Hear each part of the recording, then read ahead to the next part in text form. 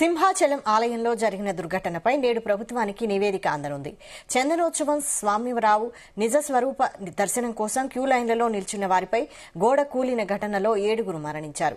ఈ ఘటనపై ప్రభుత్వం విచారణ కోసం త్రిసభ్య కమిటీని నియమించింది. దుర్ఘటనపై విచారణ చేపట్టిన త్రిసభ్య కమిటీ ప్రభుత్వానికి నివేదిక ఇవ్వనుంది. ఈ ప్రమాదానికి ఎవరు బాధ్యులు, ఎవరి పాత్ర ఎంత, అధికారుల నిర్లక్ష్యమే కారణమా లేక ప్రకృతి ప్రకోపమా అన్న కోణంలో త్రిసభ్య కమిటీ లోతుగా విచారించింది.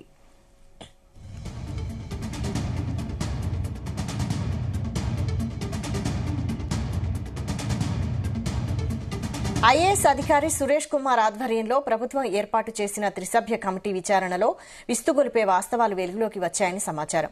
చందనోత్సవ వేళ 1,50,000 మంది భక్తులు వచ్చే ఈ ఆలయంలో పైనుంచి కింది వరకు సంబంధిత శాఖల అధికారులందరూ పూర్తిగా బాధ్యతారాహిత్యంతో వ్యవహరించినట్లు నివేదికలో తెలిపినట్లు చెబుతోంది. తాత్కాలిక గోడ నిర్మాణం అసలు ఎందుకు చేపట్టారు, ఎవరు అనుమతిచ్చారు, ఎవరు పర్యవేక్షించారు అన్న విషయంలో ఆసక్తికర విషయాలు వెలుగు చూసినట్లు సమాచారం. దీనికి సంబంధించి మరిన్ని డీటెయిల్స్ మా ప్రతినిధి నాగేశ్వరరావు అందిస్తారు. నాగేశ్వరరావు, ఏదైతే సింహాచలంలో గత 2 రోజుల క్రితం జరిగిన ఒక ఘటనపై ఆ ప్రభుత్వానికైతే ఆ నివేదిక అందబోతుంది. ఏదైతే చందనోత్సవ సమయంలో నిజ స్వరూప దర్శనం, నరసింహస్వామిది నిజ స్వరూప దర్శనం సందర్భంగా 1,00,000 మంది భక్తులు పోటెత్తారు. పోటెత్తిన సమయంలో భారీ ఈదురుగాలులు రావటం, వర్షం పడటం, వర్షానికి ఆ గోడ కూలిపోవటం పట్ల పెద్ద ఎత్తున కూడా విమర్శలు వచ్చాయి. గోడ కూలి మనుషులు చనిపోయేంత ఇదిగా గోడని ఎలా నిర్మించారు, గోడ ఎలా కూలిపోయింది, అధికారులు ఎందుకు పట్టించుకోకపోవటం వల్లే ఆ గోడ కూలి చనిపోయారు, ఇంకా పెద్ద విపత్తు జరగాల్సింది కొంతటితో ఆగింది అనే పెద్ద ఎత్తున విమర్శలు వస్తున్న నేపథ్యంలో ప్రభుత్వం విచారణకైతే ఆదేశించింది. విచారణలో విస్తుగొల్పే వాస్తవాలు బయటపడటంతో అధికారులందరూ నేలకు ఖర్చుకుంటున్న పరిస్థితి ఉంది. అలాగే ప్రజలకు వాస్తవాలు తెలియపరచాల్సిన అవసరం ఉందంటూ కూడా ప్రభుత్వం ఒక త్రిసభ్య కమిటీ ఏర్పాటు చేసింది. ఐఏఎస్ అధికారి సురేష్ కుమార్ ఆధ్వర్యంలో కూడా ప్రభుత్వం ఏర్పాటు చేసిన ఆ త్రిసభ్య కమిటీ విచారించింది. విచారణలో విస్తుగొల్పే వాస్తవాలు వెలుగులోకి వచ్చాయి. 1,00,000 మంది భక్తులు వచ్చేసాట, ఎందుకు అందరూ అశ్రద్ధతో ఉన్నారు అనే దాని మీద విచారణ అయితే చేసింది ఐఏఎస్ ఆఫీసర్ సురేష్ కుమార్ ఆధ్వర్యంలో. దీంట్లో వచ్చిన మొత్తం విచారణ వివరాలు మొత్తం కూడా ప్రభుత్వానికి అయితే త్రిసభ్య కమిటీ సమర్పించింది.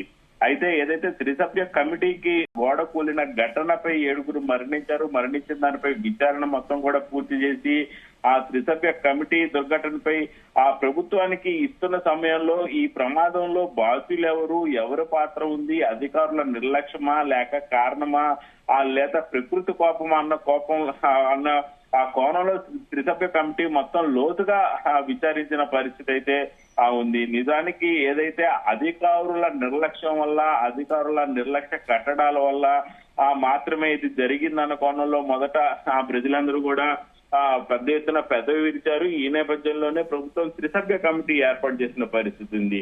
అయితే దీనిపై కొంత మేరకు అధికారులు చెప్తుంది కానీ, ప్రజలు చెప్తుంది కానీ, ఆలయంలో పైనుంచి కింద వరకు కూడా సంబంధిత శాఖల అధికారులు పూర్తిగా బాధ్యత రాహిత్యంతో వ్యవహరించడం వల్లే కూడా ఈ పొరపాటు జరిగినట్టు కూడా కొంతవరకు చెప్తున్న పరిస్థితి ఉంది. తప్పును ఒకరిపై ఒకరు తోసుకుంటున్నారు కానీ వాస్తవికత ఏందనేది ఎవరు బయటికి తేల్చట్లేదని తెలుస్తా ఉంది.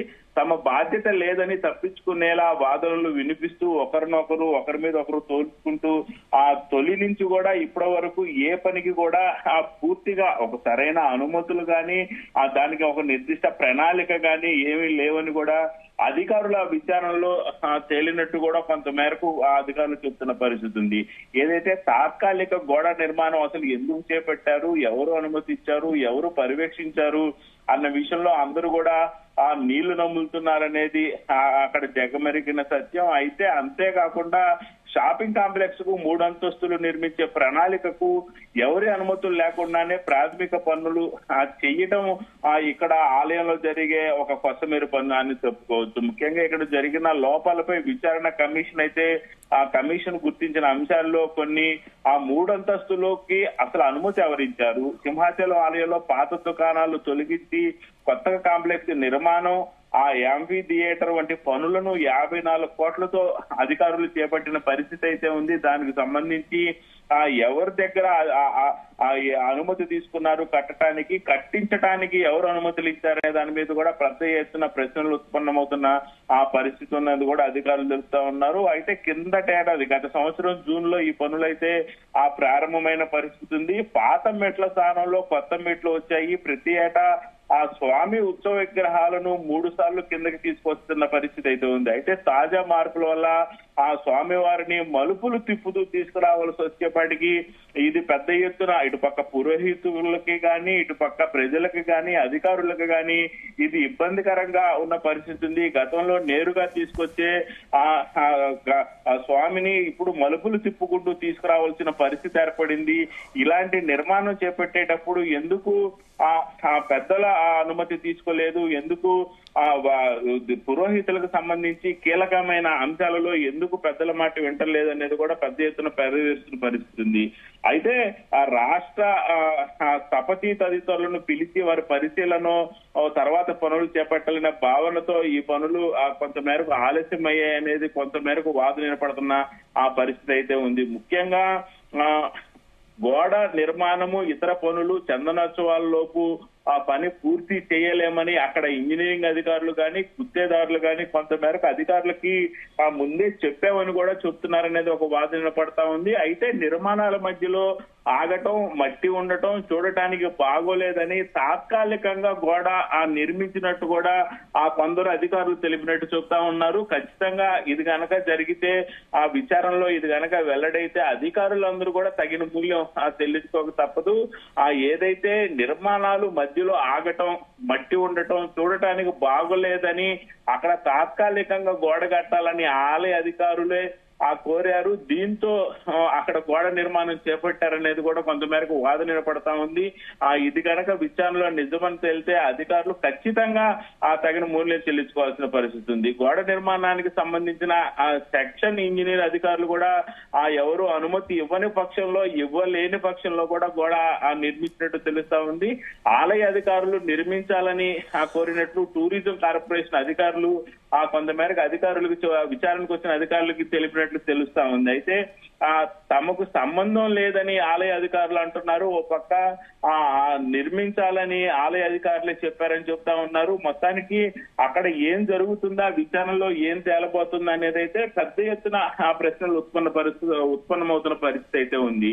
ఆ గోడ నిర్మాణాన్ని పర్యవేక్షించిన ఇంజనీరింగ్ ఎవరనేది ఇక్కడ అంతు చిక్కని పెద్ద ప్రశ్నలాగా మిగిలిపోయింది. ఇది ఒక $1 మిలియన్ ప్రశ్నలాగా ఉంది. ఇది కొంత మేరకు ప్రభుత్వాన్నే అవాకయ్యే ప్రశ్న అని చెప్పుకోవచ్చు. గోడ నిర్మాణాన్ని పర్యవేక్షించే ఇంజనీరింగ్ అనే వాళ్ళు ఎవరు అక్కడ లేకపోవటం, కాంట్రాక్టర్ తాత్కాలిక గోడ నిర్మించుకుంటూ వెళ్లిపోవటం, దీనికి ఆకృతులు లేవు, ఆమోదాలు లేవు, పునాదులు లేవు, ఏం జాగ్రత్త తీసుకోవాలనేది ఇంజనీరింగ్ లేని పక్షంలో కాంట్రాక్టర్ కి గోడ కొట్టే కూలీలకి ఏం తెలుస్తుంది అనేది పెద్ద ఎత్తున కూడా ప్రశ్న ఉత్పన్నమవుతున్న పరిస్థితి అయితే ఉంది. కాంట్రాక్టర్ కూడా తాను ఇంకా పని పూర్తి చేయలేదని, వారికి అప్పగించలేదని, కట్టడం పక్కాగా నిర్మించలేదని, తన బాధ్యత ఏమీ లేదని కూడా ఆయన పక్కగా తప్పుకుంటున్న పరిస్థితి అయితే ఉంది. ముఖ్యంగా ఏదైతే క్యూ లైన్ లో ఉన్న భక్తులు భద్రతను పర్యవేక్షించాల్సిన బాధ్యత ఆలయ అధికారులదే కాబట్టి ఇక్కడ ఈ నిర్మాణాన్ని పరిశీలించాల్సిన బాధ్యత వారిపై ఉందనేది విచారణకు వచ్చిన అధికారులు చెప్తున్నట్లు కూడా మనకి కొంతమేరకు సమాచారం అందుతుంది. ఎందుకు సరిగా ఆలయం అధికారులు పరిశీలించలేదు, ఎందుకు నిర్మాణం జరుగుతున్నప్పుడు అక్కడ వాళ్ళు పర్యవేక్షణ లేదనేది ప్రశ్నించారు.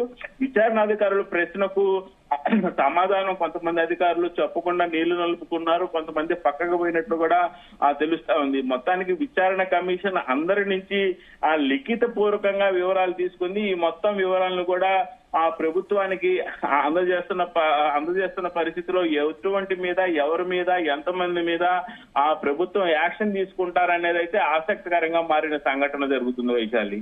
Right, thank you Nageswararao.